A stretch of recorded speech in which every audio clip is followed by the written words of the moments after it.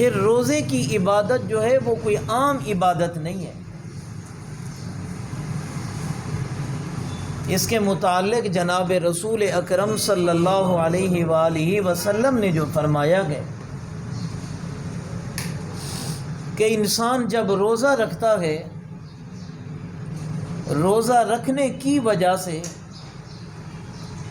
معدہ جب خالی ہو جاتا ہے اور اس کے منہ کے اندر شام کو بدبو پیدا ہو جاتی ہے، اسمیل آنے لگتی ہے، تو فرمایا تمہیں معلوم ہے، تمہیں اندازہ ہے کہ اس کی قدر و قیمت اللہ کے ہاں کیا ہے؟ صحابہ نے عرض کیا اللہ و رسولہ اعلم، حضرت آپ ہی بتا دیجئے، آپ ہی ارشاد فرمائیے۔ تو آپ نے فرمایا جو تمہارے ہاں مشک و عنبر و کستوری کی قدر و قیمت ہوتی ہے، اللہ کے ہاں روزے دار کے منہ کی جو بدبو ہے اس کی قدر و قیمت جو تمہارے ہاں مشک و عنبر کی ہے اس سے بھی کئی گنا زیادہ ہوا کرتی ہے۔ یعنی روزے دار کے منہ کے اندر جو بدبو پیدا ہو رہی ہے وہ رب تعالیٰ کے ہاں کتنی قدر و قیمت، آپ اسے اندازہ لگا لیں کہ پھر روزے کے عمل کی کیا اہمیت ہو۔ رسول اکرم صلی اللہ علیہ وآلہ وسلم نے فرمایا ابن آدم جب کوئی عمل کرتا ہے، حوا کی بیٹی جب کوئی عمل کرتی ہے تو کرامن کاتبین بیٹھے ہوئے ملائکہ لکھ لیتے ہیں، فرشتے لکھ لیتے ہیں۔ کوئی بھی عمل ہے، تلاوت ہے، ذکر و اذکار ہے، نماز ہے، اچھائی یا برائی، آپ سب جانتے سمجھتے ہیں کہ دائیں اور بائیں بیٹھے ہوئے ملائکہ، دائیں طرف سے فرشتہ اعمال صالحہ کے لیے اور بائیں طرف اعمال بد، اللہ ہم سب کو محفوظ فرما دے۔ لیکن جب روزے کی باری آتی ہے،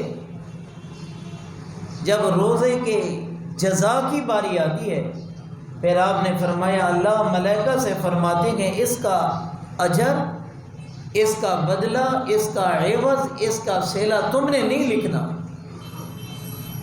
یا اللہ ہر عمل تو ہم ہی نے لکھا ہے، نماز پڑھی تو ہم نے لکھا، تلاوت کی تو ہم نے لکھا، صدقہ و خیرات کیا تو ہم نے لکھا، لیکن روزہ کیوں نہ لکھے؟ اللہ ارشاد فرماتے ہیں ملائکہ الصوم لی وانا اجزی بہ، تم نے اس کی جزا نہیں رکھنی، روزہ اس نے میرے لیے رکھا، اس کا بدلہ میں اللہ خود عطا فرما دوں گا۔ علماء محدثین نے اس حدیث کے مختلف معنی بیان کیے۔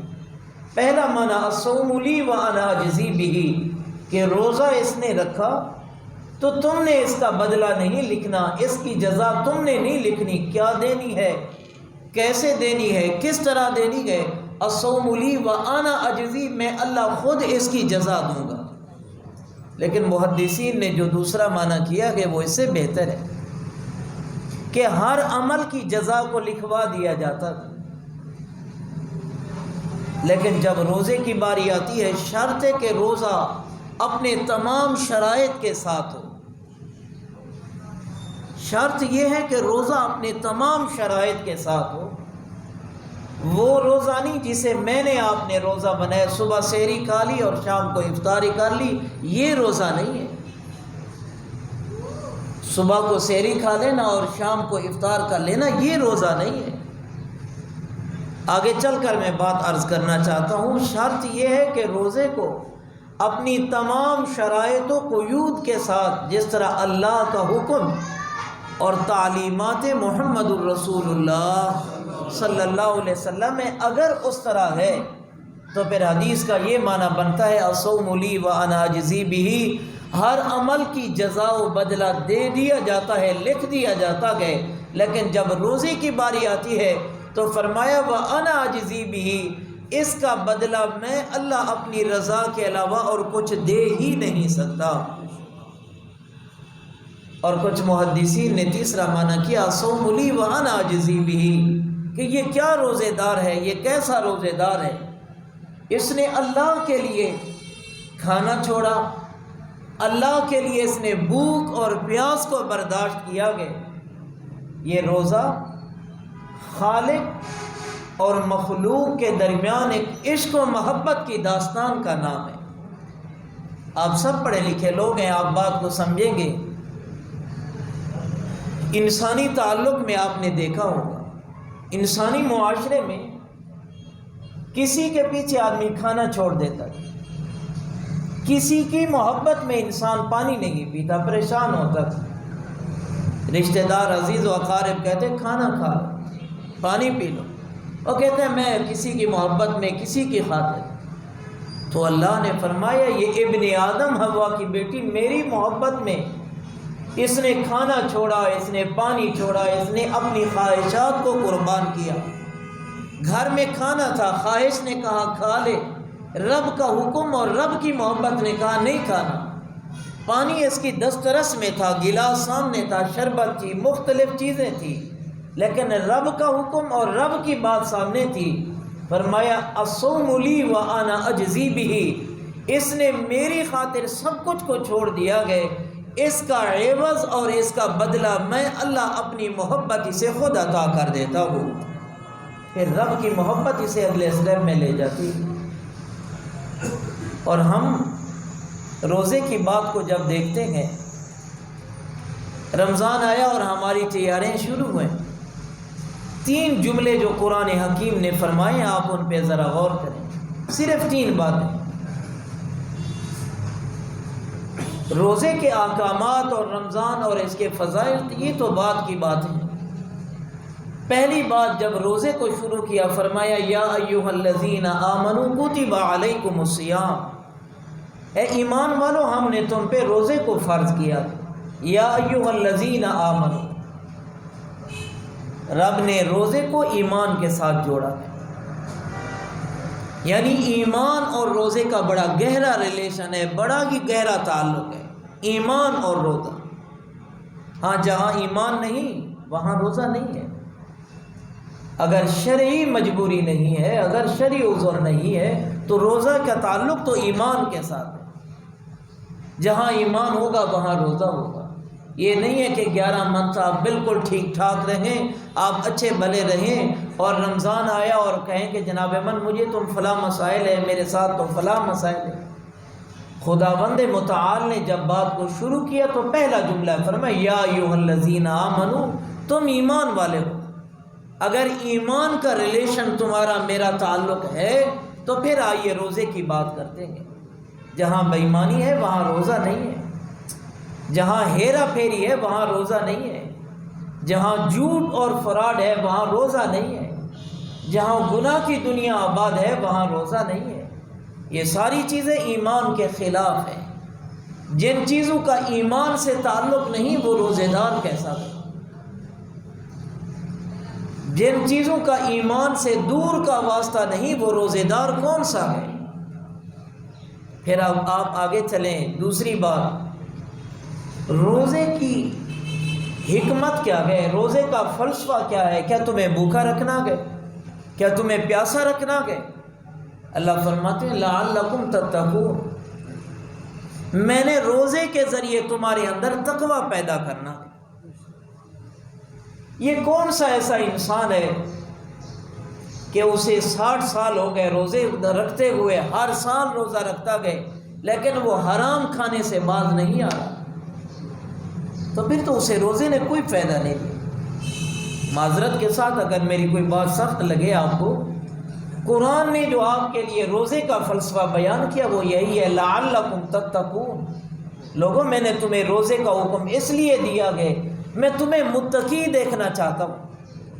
یہاں پر لعلکم تتقون کے علماء مفسرین نے 13 معنی کیے. پہلا معنی میں تمہیں حلال کھانے والا دیکھنا چاہتا ہوں.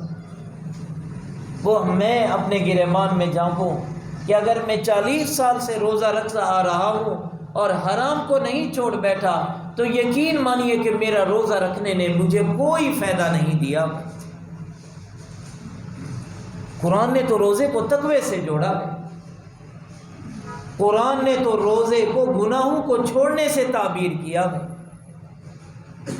ورنہ سارا دن بھوکا رہنا، سارا دن پیاسا رہنا، ایسے روزے دار کی اللہ کے ہاں کوئی ضرورت نہیں، نہ ہی اللہ اس روزے کا محتاج ہے۔ اور یاد رکھیے تقوی آپ پر ایک لباس کا بھی نام ہے۔ یا بنی آدم قد انزلنا علیکم لباسا یواری سوآتکم وریشا ولباس التقوی ذالک خیر۔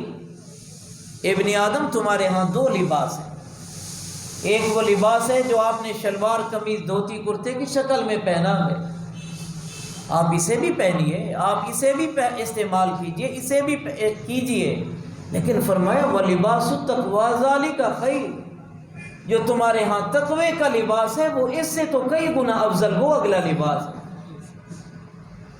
ہم نے بظاہر اپنے اس لباس کو بنانے کی کوشش کی ہے اور تقوی کی طرف تو نہیں آئے، حلال کھانے کی طرف تو نہیں آئے، اور پھر کہنے کو روزے دار ہے، کہلانے کو ہم مسلمان ہیں۔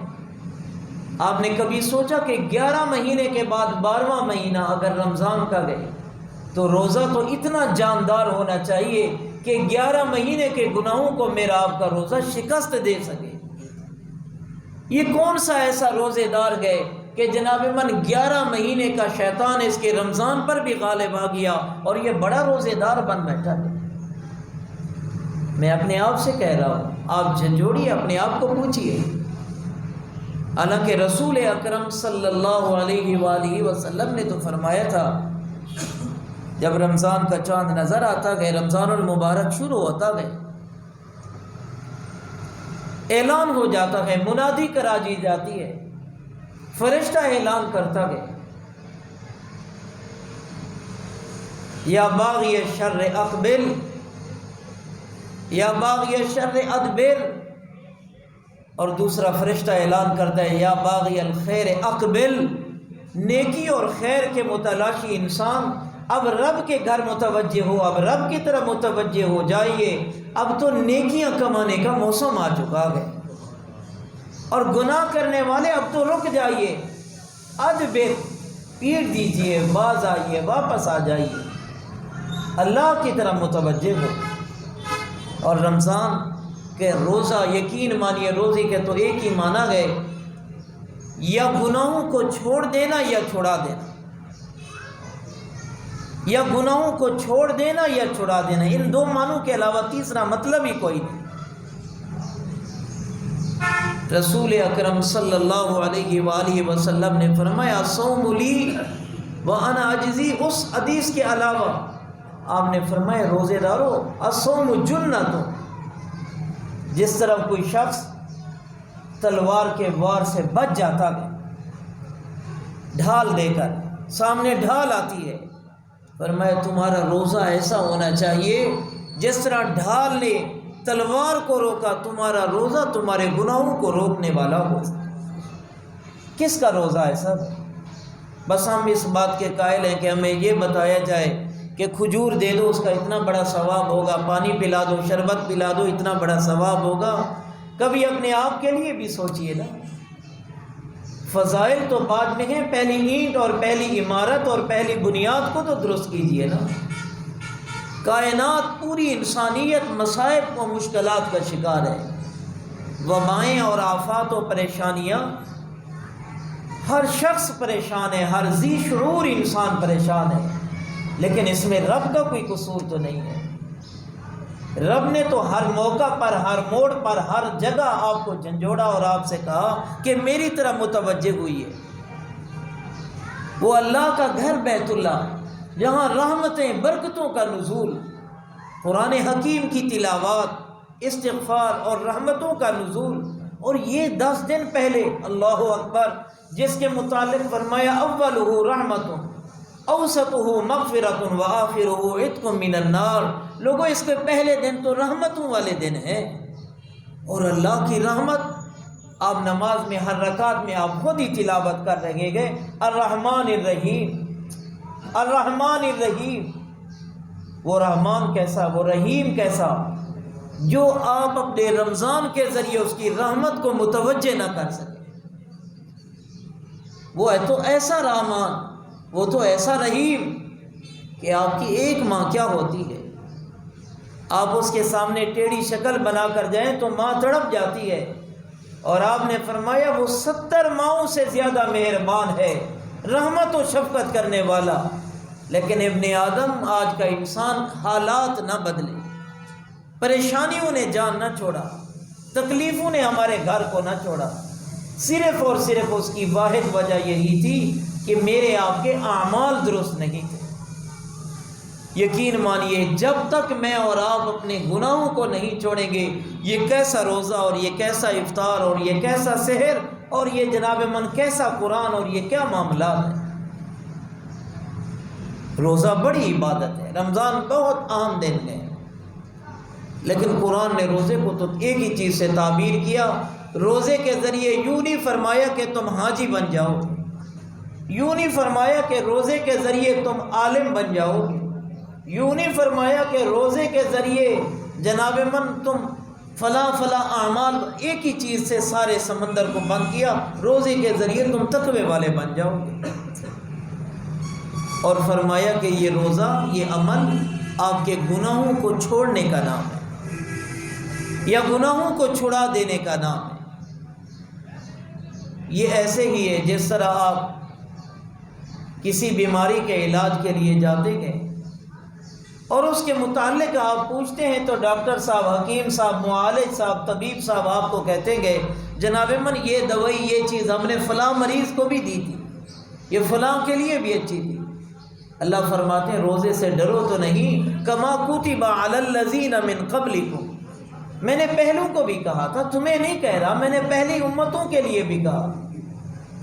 لیکن اس موقع پر میرے مرشد محمد الرسول اللہ صلی اللہ علیہ وسلم نے جو خوبصورت جملہ ارشاد فرمایا، آپ نے فرمایا روزہ تو پہلی امتیں بھی رکھا کرتی تھی اور میری امت سے بھی کہا گیا ہے، لیکن پہلی امتوں کا روزہ رات کو بھی ہوا کرتا تھا، دن کو بھی روزہ ہوتا۔ وہ لوگ مغرب کو افطار کرتے، عشاء کو پھر روزہ گئے، اور جناب من اگلا دن، اگلی رات روزہ۔ لیکن میری امت کی جب باری آئی تو آپ نے مثال دے کر بات کو سمجھایا کہ ایک شخص کہیں مزدوری کرنے جاتا ہے اور اسے کہا جاتا ہے کہ جناب من 24 گھنٹے مزدوری کرو گے، رات دن ہمارے ہاں کام کرو گے اور ہم آپ کو 5 درہم دیں گے، 5 روپے دیں گے۔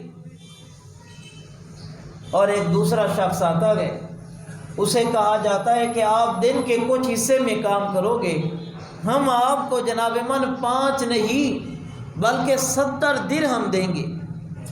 آپ نے فرمایا پہلے شخص نے 24 گھنٹے کام کیا اور وہ 5 درہم لے کر جا رہا ہے۔ میری امت کی جب باری آئی وہ دن کو روزہ رکھ رہے ہیں اور اس کے اجر کا آغاز جو ہے وہ اللہ 70 سے فرما رہے ہیں۔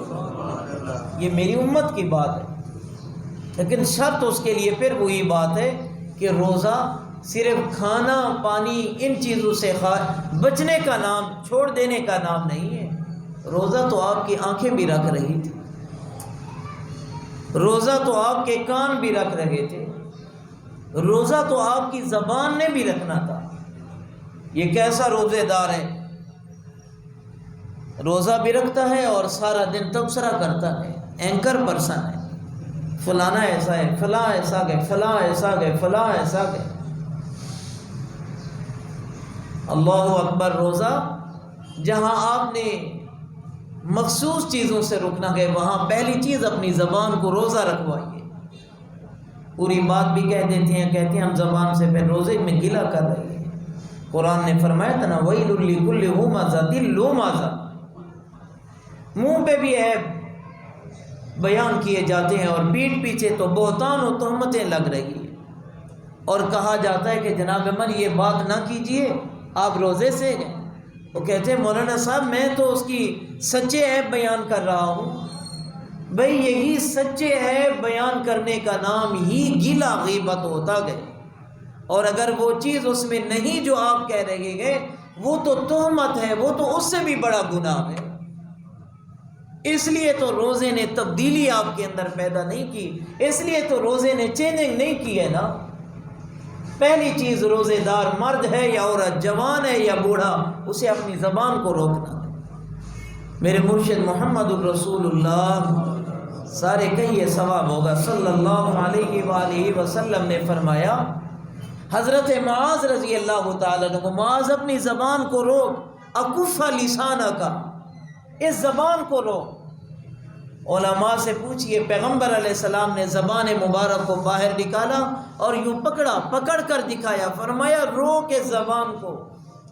اس نے کہا حضرت زبان؟ آپ نے فرمایا جس طرح دراتی کے ساتھ تم گھاس کاٹا کرتے ہو، زبان تمہاری نیکیوں کو اس طرح کاٹ کے ختم کر ڈالا کرتی ہے۔ سارا دن زبان چلتی، سارا دن زبان چلتی ہے، بڑا روزے دار ہے، روزہ اور زبان کو اس نے نہیں روکا۔ کہیں مجبوری بھی ہوگی، لیکن شریعت میں کیا مجبوری ہے؟ فلسفہ دین پر، فلسفہ روزے پر، فلسفہ تقوی پر کیا آپ کی مجبوری ہے؟ رسول اکرم صلی اللہ علیہ وآلہ وسلم سے کہا گیا کہ وہ دو بہنیں رات بھر تہجد پڑھتی ہیں اور دن کو روزے دار رکھ، بڑی حجانی بیویاں ہیں، بڑی اللہ والی ہیں، بڑی تقوی والی عورتیں ہیں۔ یہ میری بات نہیں ہے، یہ قصہ و کہانی نہیں ہے، یہ میں پیغمبر صلی اللہ علیہ وآلہ وسلم کی بات۔ آپ وہاں تشریف لے گئے، آپ وہاں پہنچے، آپ نے پیالہ ان کے سامنے رکھا اور وہ الٹی کرنے لگے، قے کرنے لگے، ومٹن شروع ہو گئی، سیاہ خون سے وہ پیالہ بھر جاتا ہے، لوتھڑے نکلے۔ آپ نے صحابہ کو متوجہ کرتے ہوئے فرمایا کہ روزے کی حالت میں زبان کی حفاظت نہ کرنے کا یہ انجام ہوا کرتا تھا۔ لعلکم تتقون کہاں ملے گا؟ صبح اٹھتے ہیں بغاوت محمد الرسول اللہ صلی اللہ علیہ وسلم ہے، شام تک بغاوتیں ہیں، نبی کی نافرمانی